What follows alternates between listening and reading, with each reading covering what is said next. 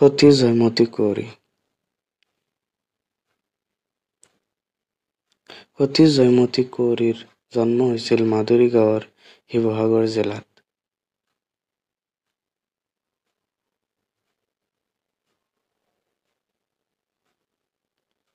জয়মতীৰ পিতৃৰ নাম আছিল লাইথেপেনা বৰগোহাঁই আৰু মাতৃৰ নাম চন্দ্ৰধাৰু।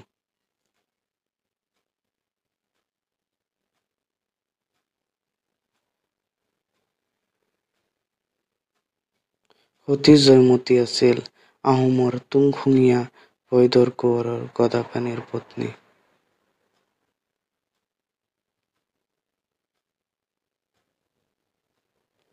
সতী জয়মতীৰ ধৰ্ম আছিল আহোম।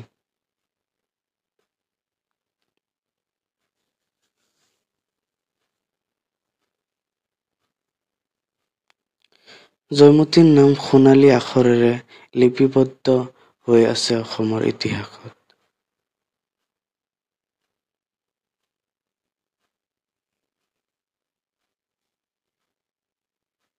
সতী জয়মতী কুঁৱৰীৰ সময়ত আহোম ৰাজ্যৰ ৰাজনৈতিক পৰিস্থিতি অতি জটিল আছিল।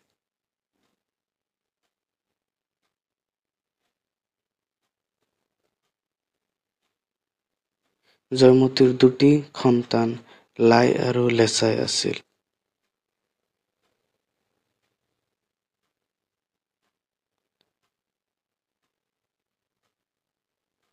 জয়মতী আছিল অসমৰ একমাত্ৰ নাৰী যিয়ে স্বামী আৰু পুত্ৰৰ বাবে নিজৰ জীৱন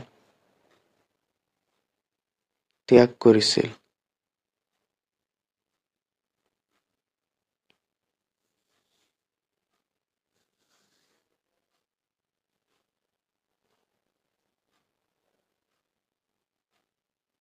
সতী জয়মতীৰ মৃত্যুৰ পিছত তেওঁৰ পুত্ৰই মাকৰ স্মৃতি চিৰযুগমীয়া কৰাৰ উদ্দেশ্যত জেৰেঙা পথাৰত এখন বৃহৎ পুখুৰী খন্দালে আৰু নাম দিলে জয়সাগৰ।